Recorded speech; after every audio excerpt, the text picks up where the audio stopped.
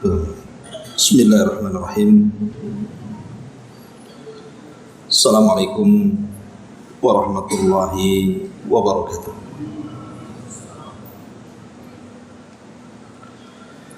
Bihamdillahi wassalatu wassalamu ala rasulillah wa ala alihi wa sahbihi wa mawalah wa la hawla wa la quwwata illa billahi wa ba'd. Alhamdulillah, salawat dan juga salam kita hadiahkan kepada Rasul kita Nabi besar Muhammad sallallahu alaihi wa ala alihi wasallam. Kita lanjutkan kembali kajian kita, masih membahas kitab Tauhid, dan kita masuk pada bab minasyirki iradatul insani bi amalihi dunya. Bab merupakan kesyirikan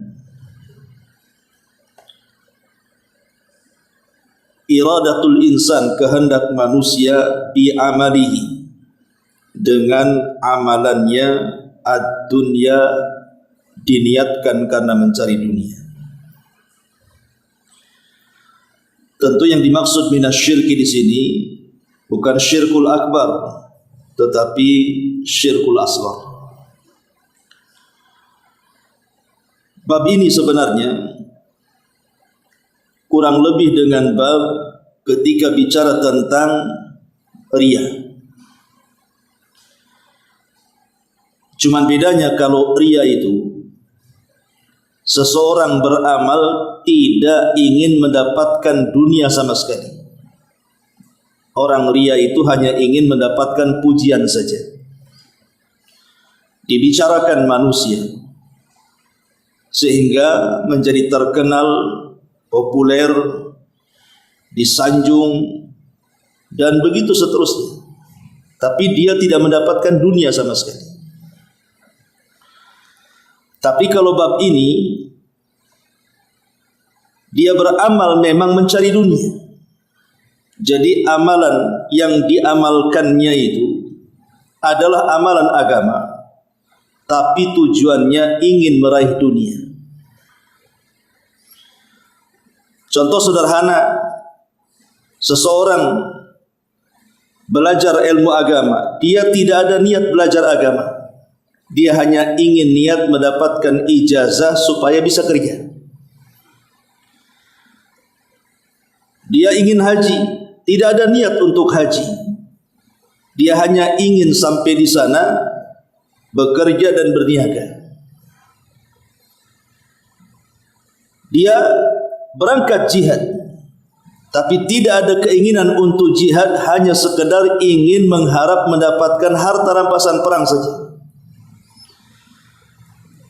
Itulah yang disebut dengan keinginan manusia dengan amalannya mencapai dunia yang dikehendakinya.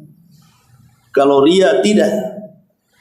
Riya tidak mendapatkan dunia, tapi riya itu hanya sekedar mendapatkan pujian saja. Berarti bab ini lebih ringan atau lebih berakal dibandingkan orang yang riya. Karena orang yang riya tidak dapat apa-apa dari dunia, hanya omongan manusia saja.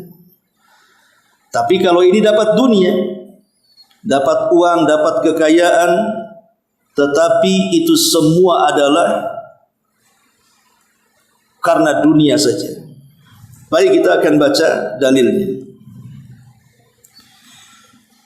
Mendasari bab ini, pengarang menyebutkan beberapa dalil, di antaranya Al-Qur'anul Karim, surah Hud ayat 15 sampai 16. Allah Subhanahu wa taala berfirman, "Man kana yuridul hayatad dunya wa zinataha nuwaffi ilaihim a'malahum fiha wa hum fiha la yubkhasun. Ulaika alladzina laisa lahum fil akhirati illa an-nar wa habita ma sana'u fiha wa batilum ma kanu ya'malun." Barang siapa yang mengkehendaki kehidupan dunia dan perhiasannya, niscaya kami akan berikan kepada mereka balasan pekerjaan mereka di dunia dengan sangat sempurna, dan mereka di dunia tidak akan dirugikan. Mereka itulah orang-orang yang tidak memperoleh di akhirat kecuali neraka, dan lenyaplah di akhirat itu apa yang telah mereka usahakan di dunia, serta sia-sialah apa yang telah mereka kerjakan. Ma'asyiral muslimin wal muslimat rahimani wa rahimakumullah. Dahulu di zaman salaf ada seorang sahabat namanya Tufail al-Asbahi radhiyallahu anhu. Tufail al-Asbahi radhiyallahu anhu berjumpa dengan sahabat Muawiyah bin Abi Sufyan, katibu wahyin Nabi, pencatat wahyu Nabi. Terjadi dialog antara At-Tufail al-Asbahi dengan sahabat Muawiyah. Kata Muawiyah, "Ya Tufail, bukankah engkau mendengar sebuah hadis yang kau dengar dari Abu Hurairah radhiyallahu anhu? Ceritakan hadis itu kepada." Kemudian Tufail mengatakan, "Hadis yang mana wahai Muawiyah?" Maka Muawiyah mengatakan, "Hadis tentang orang-orang yang akan pertama kali disentuh api neraka." Maka Tufail mengatakan, "Ya, aku mendengar langsung dari Abu Hurairah radhiyallahu anhu, Nabi sallallahu alaihi wasallam bersabda bahwa manusia yang pertama kali disentuh api neraka adalah 3 kelompok. Pertama, seorang pakar Quran. Ketika di dunia dia mengajarkan Al-Quran kemana-mana, diundang kemana-mana. Kemudian setelah mati dihadapkan kepada Allah subhanahu wa ta'ala, kemudian ditanya,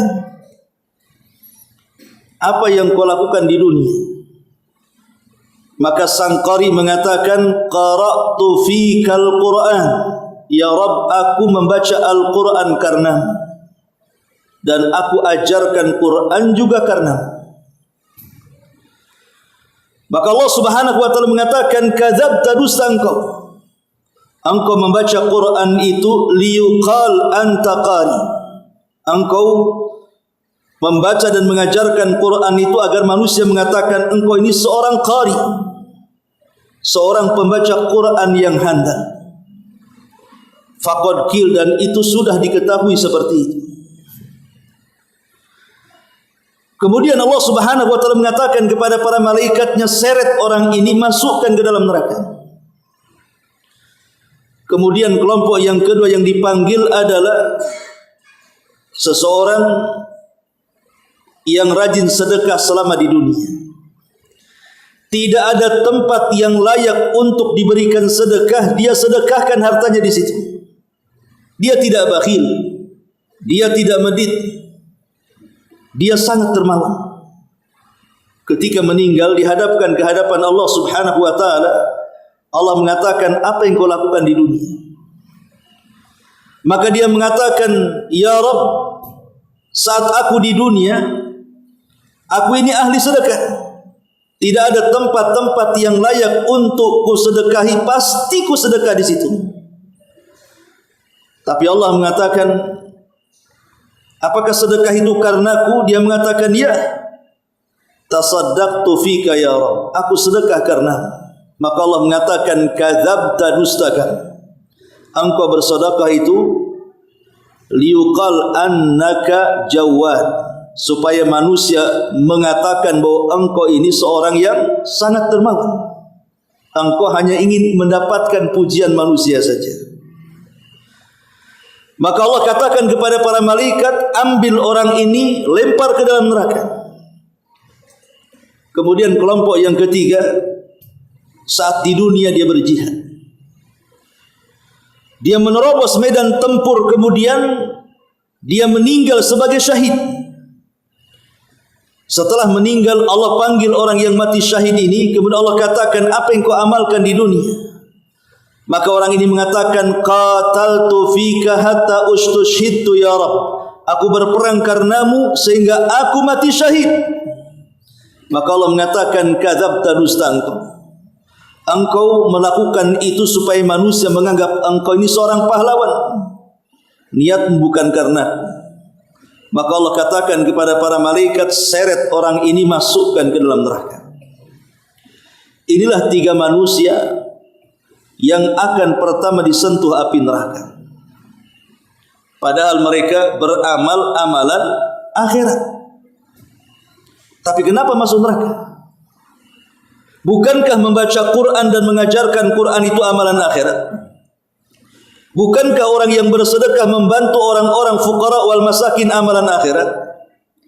Bukankah orang yang berjihad memperjuangkan agama Islam sampai dia mati syahid itu amalan akhirat? Kenapa ujung-ujungnya masuk neraka? Harusnya mereka masuk surga. Karena ketika yang satu seorang pakar qari, pakar Quran, dia ketika membaca dan mengajarkan Quran, zahirnya saja amalan akhirat, tapi niatnya karena dunia, ingin mendapatkan pujian manusia. Yang kedua juga sama, yang bersedekah juga ingin dunia supaya manusia menganggap dirinya sang dermawan. Begitu juga seorang yang mati syahid supaya manusia menganggap dirinya sang pahlawan. Saat Muawiyah bin Abi Sufyan mendengar hadis ini dibacakan oleh Tufail al-Asbahi radhiyallahu anhu, fabaka Muawiyah bin Abi Sufyan, maka Muawiyah pun menangis.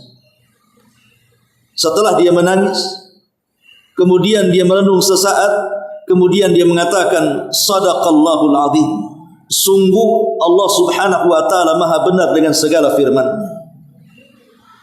Man kana yuridul hayatad dunya wa zinataha nuwaffi ilaihim a'malahum fiha wa hum fiha la yubkhasun. Kemudian Muawiyah membacakan ayat ini. Barang siapa yang menghendaki kehidupan dunia dan perhiasannya, niscaya kami berikan kepada mereka balasan pekerjaan mereka di dunia dan mereka tidak pernah dirugikan. Tetapi ulaika alladzina laisa lahum fil akhirati illa an-nar. Mereka orang-orang yang tidak akan dapat bagian di akhirat kecuali neraka. Wa habita ma sana'u fiha, habis semua apa yang mereka lakukan di dalamnya. Wa batilu ma kanu ya'malun, dan sia-sialah apa yang telah mereka lakukan di dunia. Itulah bahayanya orang yang melakukan amalan akhirat ditujukan kepada dunia. Tetapi ada catatan.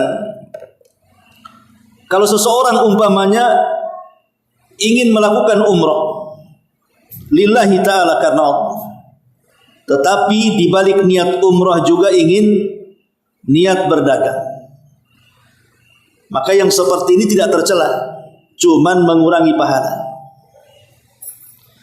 Seseorang berjihad karena Allah jihadnya, tetapi di balik jihad karena Allah juga dia mengharap ghanimah, harta rampasan perang, tidak tercela, tetapi pahalanya dikurangi.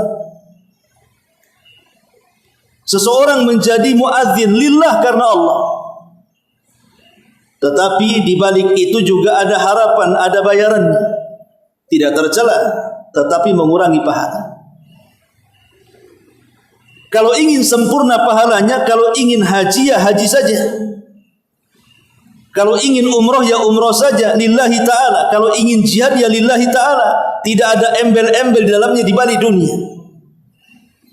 Tetapi yang dimaksud dalam bab ini adalah seseorang berangkat haji atau umroh memang tidak ada niat haji dan umroh, berangkatnya itu hanya untuk berjualan saja, berniaga saja, belanja saja. Atau seseorang perang memang tidak ada keinginan untuk membela agama Allah, perangnya itu dia hanya ingin mendapatkan harta rampasan perang, lah itulah yang dimasukkan dalam bab ini, termasuk minasyirki, maksudnya syirkul asghar, syirik kecil. Baik ma'asyiral muslimin wal muslimat rahimani wa rahimakumullah. Bicara tentang ayat ini, man kana yuridul hayatad dunya, barang siapa yang menghendaki kehidupan dunia dan perhiasannya, nuwaffi ilaihim a'malahum fiha wa hum fiha la yubkhasun, maka kami akan berikan kepada mereka balasan pekerjaan mereka dan mereka tidak akan dirugikan, artinya akan disempurnakan keinginannya. Tapi ingat, di akhirat mereka tidak akan dapat apapun. Dari sini para ulama mengatakan bahwa dunia ini sesuatu yang sangat hina. Sesuatu yang sangat hina. Makanya Allah akan berikan. Seseorang belajar mencari ilmu tidak ada niat kecuali hanya akan mencari ijazah saja supaya dia bisa bekerja. Allah berikan, Allah berikan. Seseorang umpamanya berjihad, memang ingin ghanimah saja, Allah berikan, dapat dia ghanimah. Dan begitu seterusnya. Ketika Allah Subhanahu wa taala memberikan keinginan dunianya, walaupun niatnya akhirat itu sebagai tumpangannya saja, hakikatnya mencari dunia, kenapa Allah berikan? Pertama, itu bentuk istidraj. Yang kedua, itu menunjukkan bahwa dunia ini sangat hina. Dunia ini sangat hina. Allah akan berikan kepada siapa saja karena dunia ini tidak ada nilainya. Makanya kenapa Nabi SAW mengatakan, "Lau kanatid dunya ta'dilu janaha ba'udha, ma saqa kafir syurbata ma'in." Kalau seandainya dunia ini ada sedikit manfaatnya walaupun hanya seperti sayap nyamuk, tentu satu kafir pun tidak akan diberikan minum oleh Allah Subhanahu wa taala. Tapi karena dunia tidak ada manfaatnya, makanya Allah limpahkan dunia kepada orang kafir. Bahkan hari ini kita tahu yang paling kaya orang kafir. Menunjukkan bahwa banyaknya dunia itu bukan sebuah kebaikan. Karena orang kafir lebih kaya dibandingkan kita. Kalau memang kaya itu sebuah kebaikan, berarti orang kafir lebih baik dibandingkan kita. Tidak, dunia ini bukan tanda kebaikan. Makanya di zaman Nabi SAW, Umar ibn Khattab radhiyallahu anhu bercerita, saat dia melihat kondisi Nabi SAW yang memprihatinkan dalam peristiwa Ilah. Peristiwa Ilah itu maksudnya Rasul SAW tidak mau menggauli istrinya hampir 1 bulan. Karena istrinya melakukan nusuz kepada Rasul. Sehingga kemudian terdengar kabar bahwa Nabi SAW menceraikan istri-istrinya. Padahal belum. Cuman itu tersebar gosip seperti itu. Maka Umar kemudian ingin mendatangi Rasul dan bertanya, apakah betul dia menceraikan istri-istrinya? Karena salah satu istri Rasulullah putri dia Hafsah. Ketika masuk ke ruangan, rupanya Nabi SAW berada di tikar pelepah kurma, yang kalau tidur kemudian bangun, maka pelepah kurma itu akan menggaris punggung dan pundaknya. Dari situ Umar bin Khattab radhiyallahu anhu pun mengatakan kepada Nabi SAW, "Ya Rasulullah, orang seperti Anda yang mulia ini harusnya seperti Raja Persia dan Romawi. Tidur di kasur empuk, penuh dengan dayang-dayang, penuh dengan kekayaan dunia. Kenapa engkau seperti ini?" Maka kemudian Nabi SAW ketika mendengar hal itu mengatakan, "Ya Ibnal Khattab, wahai Ibnal Khattab, ulaika kaumun ujjilat lahum tayyibatuhum fil hayati dunya." Wahai Ibn al-Khattab, wahai Umar, mereka orang-orang kafir itu, Persia dan Romawi itu, mereka adalah orang-orang yang disegerakan untuk mereka kebaikan mereka hanya dalam kehidupan dunia saja. Apakah kamu redha dengan dunia dan melupakan akhirat, ya Ibn Al-Khattab? Sesungguhnya bagi kita akhirat bukan dunia. Makanya Nabi SAW mengatakan, mali walid dunya. Apa urusanku dengan dunia, kata Rasul. Dunia ini seperti orang yang safar, kemudian duduk di bawah pohon bernaung, kemudian pergi lagi. Makanya Rasul mengatakan kepada Ibnu Umar, kun fid dunya ka'annaka gharib au abiris sabil. Wahai Ibnu Umar, jadilah di dunia ini seperti orang asing atau seperti yang melintas jalan saja. Karena dunia bagi seorang mukmin itu sijen, dia penjara. Tetapi bagi orang kafir dia adalah surga.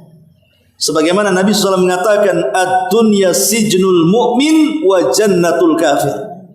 Dunia ini penjara bagi orang-orang yang beriman, tapi surga bagi orang-orang kafir. Makanya dalam bab ini, kalau seseorang kemudian mengejar dunia dan meninggalkan akhirat, hakikatnya dia mengejar yang hina dan meninggalkan yang mulia. Buat apa kita meninggalkan yang hina sementara meninggalkan dunia? Seperti kita mengejar setetes air di ujung jarum, sementara lautan yang tidak ada tepinya kita tinggalkan. Bukankah Rasul yang mengatakan, kalaulah manusia dan jinnya berkumpul di sebuah lapangan, kemudian mereka meminta semua persoalan mereka kepada Allah, yang satu dengan yang lainnya berbeda, maka Allah akan kabulkan permintaan mereka seperti jarum yang dimasukkan ke dalam lautan, kemudian diangkat, kemudian ada tetesan di ujungnya. Satu tetes inilah cukup untuk memberikan seluruh hajat manusia dan jinnya semuanya. Sementara lautan itu kekayaannya. Kalau kita mengejar dunia, berarti kita hanya mengejar yang satu tetes dan melupakan lautan yang tak bertepi, itu maksudnya. Ada kenikmatan di sana yang jauh lebih indah surga dibandingkan hanya kenikmatan sesaat. Di sini Allah ingatkan di sini, kalau kita ini hanya beramal hanya untuk kehidupan dunia saja, celaka dia. Celaka dia. Makanya dalam hadis Bukhari, pengarang mencantumkan hadis sebagai penguat ayat yang kita baca surah Hud ini. Apa kata Nabi SAW? Ta'isa abdu dinar, ta'isa abdu dirham, ta'isa abdul khamisati, ta'isa abdul khamilati. Celaka dan binasa hamba-hamba dinar, celaka dan binasa hamba-hamba dirham, celaka dan binasa hamba-hamba khamisah, hamba-hamba pakaian, celaka dan binasa hamba-hamba khamilah, hamba-hamba yang hanya keinginannya dunia saja. Ini sebuah percontohan. Di sana ada hamba kebun, di sana ada hamba tanah, di sana ada hamba kendaraan, di sana ada hamba wanita, di sana ada hamba-hamba yang lainnya. Pokoknya kalau dunia ini apapun bentuknya, kemudian pikiran dan akal kita tercurah kepada dunia yang dimaksud itu, maka kita telah menghambakan kepada dunia itu. Kalau kita mencurahkan kehidupan kita hanya untuk seorang wanita, setiap hari pikiran kita hanya wanita, berarti kita menjadi hamba wanita. Kalau kita hanya mencurahkan toko saja, yang diurus itu bisnis saja, tidak pernah dia salat, tidak pernah dia duduk di majelis ilmu, tidak pernah membaca Quran atau zikir, berarti dia hamba toko. Sebutkan. Ada hamba tas. Ini sebuah permisalan saja. Kalau dulu di zaman jahiliyah mungkin berhalanya Lata, Uzza, Manat, Khubal dan begitu seterusnya. Sekarang berhalanya pakaian, tas, bisnis, uang dan lain sebagainya. Maka mereka dikatakan ta'isa. Kalimat ta'isa ada dua makna. Makna yang pertama adalah ad-du'a. Artinya Nabi SAW mendoakan kecelakaan, mendoakan kebinasaan kepada mereka yang menghambakan dirinya kepada uang, dinar, dirham, rupiah, dolar, ringgit dan begitu seterusnya. Atau makna yang kedua, walaupun mereka mendapatkan harta yang mereka kehendaki, tetap mereka celaka. Umpamanya dia menghabiskan waktunya siang malam, dari mulai tidur sampai bangun sampai tidur lagi, di otaknya hanya dua duit saja. Betul-betul dia dapat uang, tetap celaka kalau dia menghambakan diri kepada uang tersebut. Itu makna ta'isa abdu dinar. Karena dunia itu sirru tughyan, dia rahasia bejatnya orang. Betapa banyak orang-orang ketika miskin masih baik dia, tapi ketika kaya nampak sombongnya, nampak ujubnya, nampak zalimnya. Makanya ulama mengatakan al-malu sirru tughyan, harta itu rahasia bejatnya manusia. Dari sini Allah mengatakan kalla innal insana la yatgha an ra'ahu istaghna. Sekali-kali manusia jangan seperti itu. Jangan mudah melampaui batas apabila Allah bukakan kekayaan kepadanya. Dan itu sudah banyak contohnya. Qarun dulu miskin, kaya jadi bejat, ya kan? Ma'asyiral muslimin yang dimuliakan Allah Subhanahu wa taala. Kemudian Nabi SAW mengatakan in u'tiya ar-radiyah wa illam yu'tu sakhita, wa illam yu'ta sakhita. Kata Nabi SAW, jika dia diberi, maksudnya dikasih dunia, jika dia diberi, dia redha. Tapi kalau dia tidak diberi dunia oleh Allah Subhanahu wa taala, sakhita, dia pun marah. Itulah hamba dunia. Kalau ada dunia tenang hidupnya, tenang. Tapi kalau tidak diberi dunia, putus asa dia. Lah hamba-hamba dunia seperti ini. Jadi marah dan tidaknya itu hanya urusan dunia saja. Kemudian Rasul mengatakan ta'isa wantakas wa idza syika falantakash. Kata Nabi SAW, celakalah ia dan tersungkurlah ia apabila terkena duri, semoga tidak bisa mencabutnya. Maknanya, kalau orang sudah masuk dalam kubangan dunia, akan sulit mendapatkan taufik dari Allah Subhanahu wa taala. Dia makin keseret dan susah mendapatkan hidayah. Coba betapa banyak orang-orang yang disukseskan bisnisnya sampai di usia tua dia. Anggaplah usia dia 60 tahun ke atas. Bisnis sudah banyak, uang sudah melimpah. Kalaupun dia pensiun, boleh jadi sampai kematian dia tidak akan habis uangnya. Boleh jadi menjadi ahli waris 7 turunan cucunya. Tapi betapa banyak orang-orang yang sudah sepuh, ketika di bisnisnya kemudian disukseskan oleh Allah, tidak pernah nampak dia di masjid, tidak pernah nampak di majelis ilmu, tidak pernah tangannya memegang Quran dan berzikir kepada Allah Azza wa Jalla.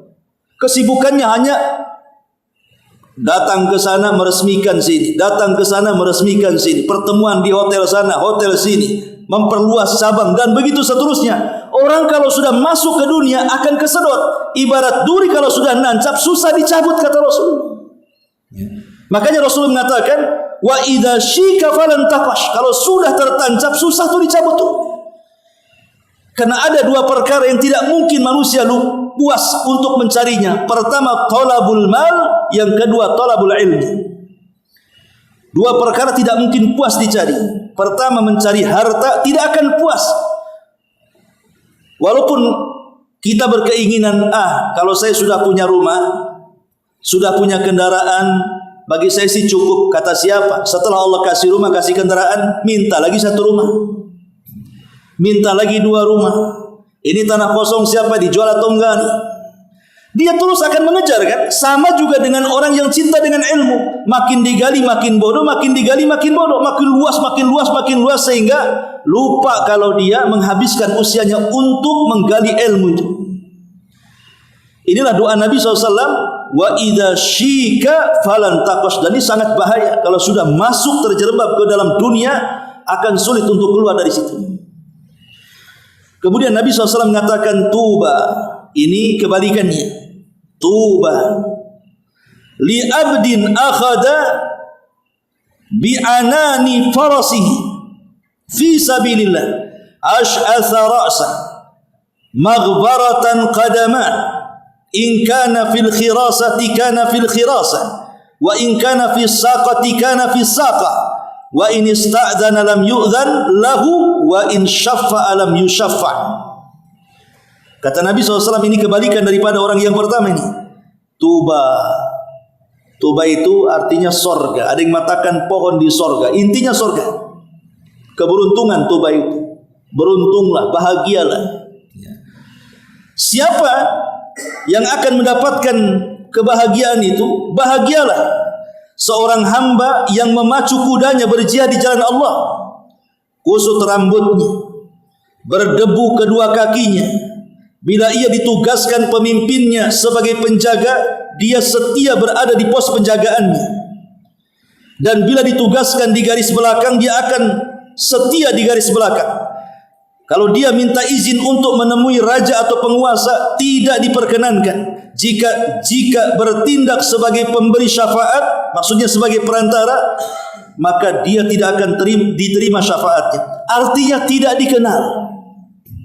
Dia seorang mujahid yang memperjuangkan agama Allah, berperang di jalan Allah, miskin, tidak dikenal orang. Tapi ketika niatnya karena Allah Subhanahu wa taala, walaupun manusia tidak kenal dia di dunia, tapi dia menjadi selebritis di langit di hadapan Allah Subhanahu wa taala. Dari sini menunjukkan bahwa salah satu alamat keikhlasan orang beramal itu, orang yang ikhlas itu adalah menyembunyikan amalannya. Cukuplah Allah saja tujuannya. Sementara orang yang pertama, abdu dinar, mereka yang menampakkan amalannya hanya mengejar dunia, yang satunya mengejar akhirat. Dan di dunia ini, di akhirat ini cuma ada dua tempat saja, surga ataupun neraka. Makanya Allah mengatakan, ulaika laisa lahum fil akhirati illan nar. Orang yang seperti ini tujuannya hanya dunia-dunia saja. Di akhirat dia akan dimasukkan ke dalam neraka, naudzubillah. Ma'asyiral muslimin yang dimuliakan Allah Subhanahu wa taala, baik kita akan petik faedah dari pembahasan kita. Apa yang kita bisa petik dari pembahasan kita ini? Ma'asyiral muslimin wal muslimat rahimakumullah. Dalam pembahasan ini pentingnya kita ini mengikhlaskan niat dalam setiap amal kita. Dan niat ikhlas itu kan ada dhabitnya. Dhabit itu artinya ada kaedahnya. Seperti apa orang yang beramal itu ikhlas? Pertama, alla ya'mal min ajli an yarahun nas. Beramal bukan karena ingin dipandang manusia. Orang yang ikhlas adalah orang ketika beramal tujuannya bukan untuk dilihat, dibicarakan oleh lisan-lisan manusia, alias tidak riya dan sum'ah.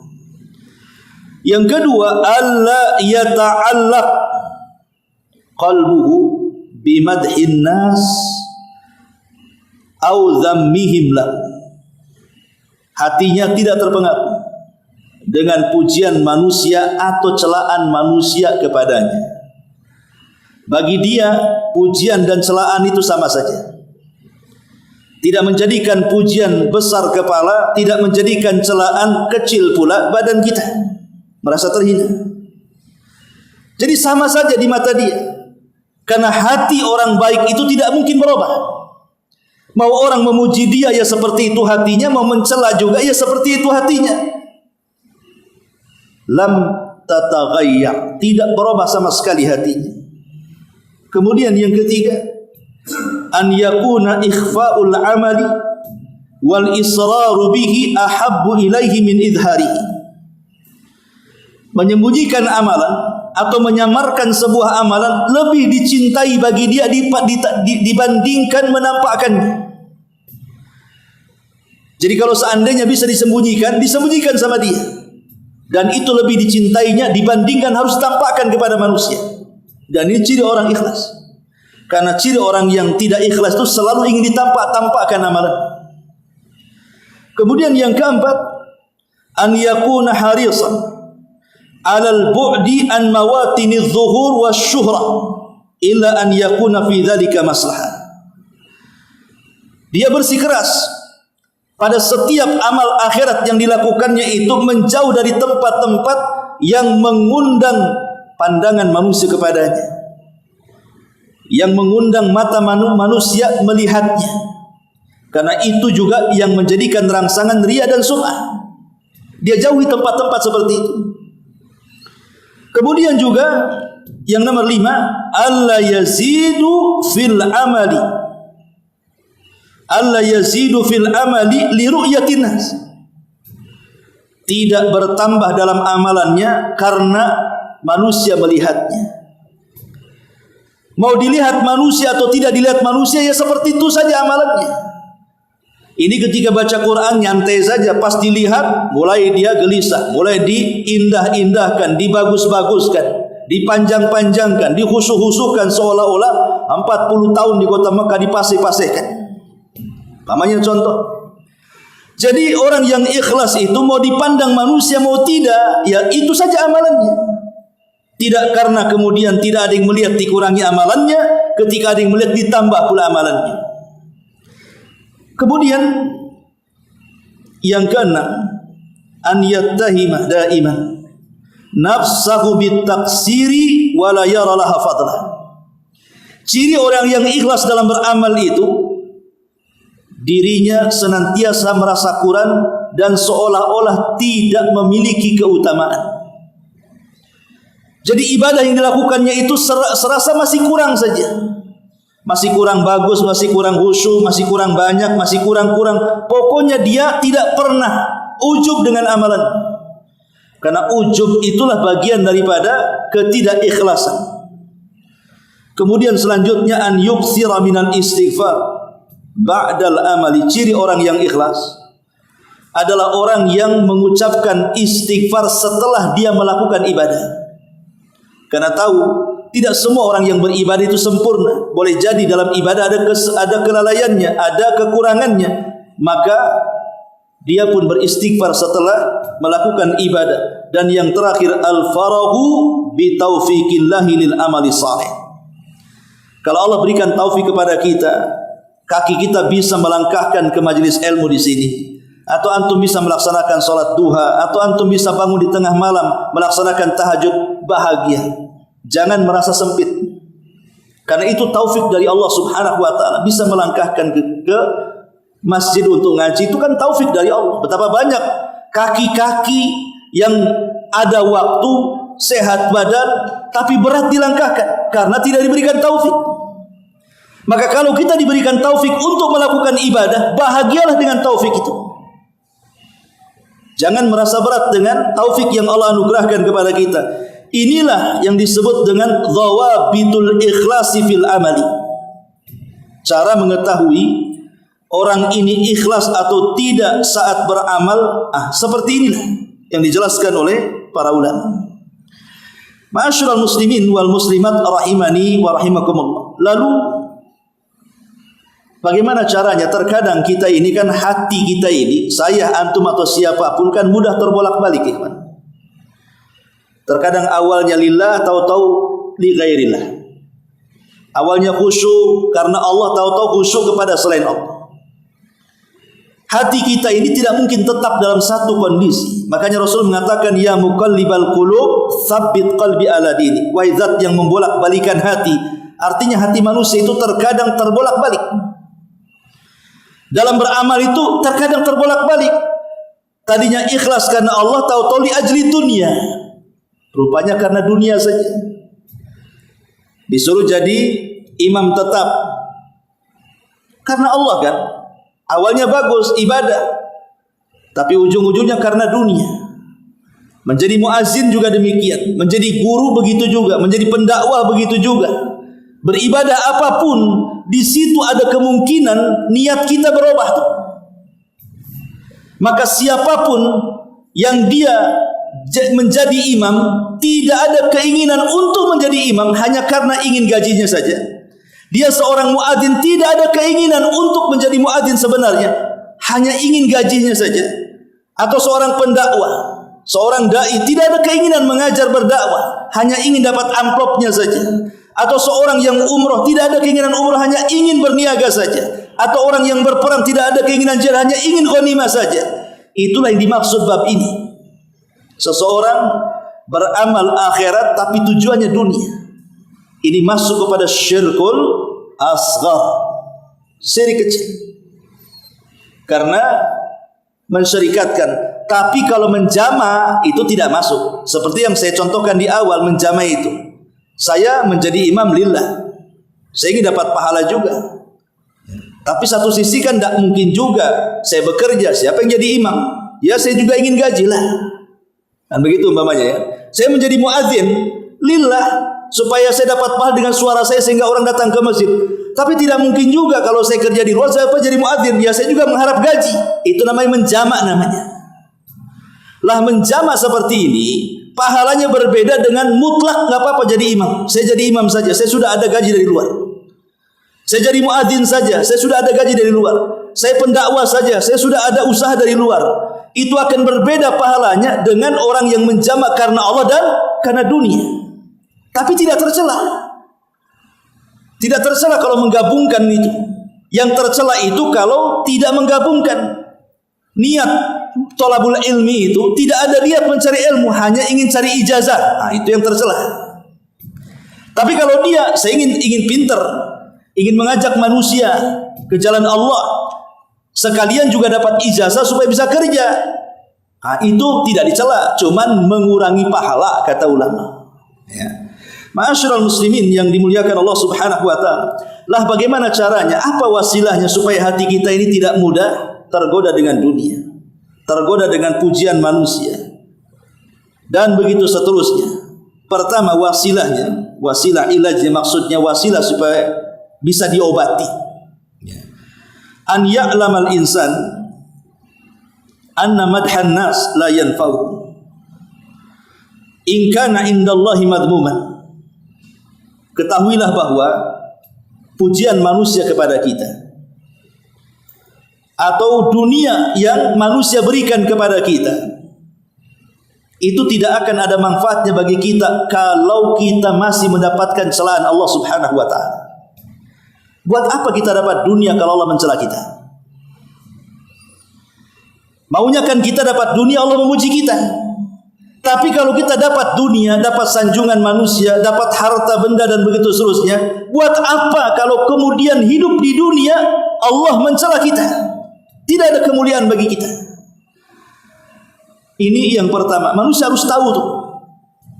Yang kedua, an ya'lamal insan annal makhluq adh-dha'if alladhi yutlab madhuhu la yamliku lahu dharran wala naf'an khasatan yauma yaqumun nas li rabbil alamin. Manusia harus tahu bahwa makhluk ini adalah sesuatu yang lemah.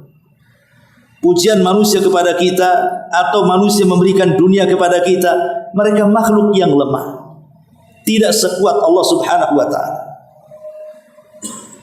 Sehingga karena makhluk itu tidak ada di tangannya memberikan manfaat dan mencegah madarat, lalu apa yang diharapkan dari mereka? Dunia bisa meninggalkan kita atau kita bisa meninggalkan dunia. Pujian manusia bisa berubah menjadi celaan, celaan bisa menjadi pujian. Namanya manusia berubah-ubah. Dunia ini bisa berkurang dan bertambah. Tetapi akhirat itu, sorga itu, kenikmatannya yazdad wa yazdad, bertambah dan bertambah dan tidak akan pernah berkurang. Kemudian yang ketiga, an ya'lamal insan atau in kanal insan yakhsha ittila'an nas ala khubthi batinihi fid dunya fallahu muttali'un ala dzalika wa sayafdhahu yaumal qiyamah. Jika manusia takut manusia mengetahui keburukan hatinya di dunia, maka ketahuilah Allah Subhanahu wa taala akan mengumbar apapun yang tersembunyi kelak pada hari kiamat. Terkadang orang ini kan niat karena dunia, itu sudah salah niatnya. Mungkin manusia tidak tahu. Seorang menjadi muazzin, seorang jadi imam, seorang jadi pendakwah, zahirnya lillah kan? Zahirnya lillah. Manusia tidak tahu kalau niatnya itu hanya ingin mencari dunia saja. Ya, manusia tidak tahu. Tapi Allah tahu dan Allah akan membongkarnya tidak di dunia kelak pada hari kiamat. Ma'asyiral muslimin yang dimuliakan Allah Subhanahu wa taala. Kemudian an ya'lamal insan anna syaitan yad'uhu awalan ila tarkil amal. Ingatlah bahwa harus diketahui manusia, setan itu menyeru manusia pertama bagaimana caranya seseorang itu untuk meninggalkan amal. Kalau tidak bisa, maka didorong untuk beramal tetapi dirusak niatnya. Beramal, rusak niatnya. Dipalingkan bukan lillah tapi li ghairillah. Dan begitu seterusnya karena sudah isya. Masih banyak pembahasan. Subhanakallah bihamdika asyhadu an la ilaha illa anta astaghfiruka wa atubu ilaik. Allahu taala alam. Assalamualaikum warahmatullahi wabarakatuh.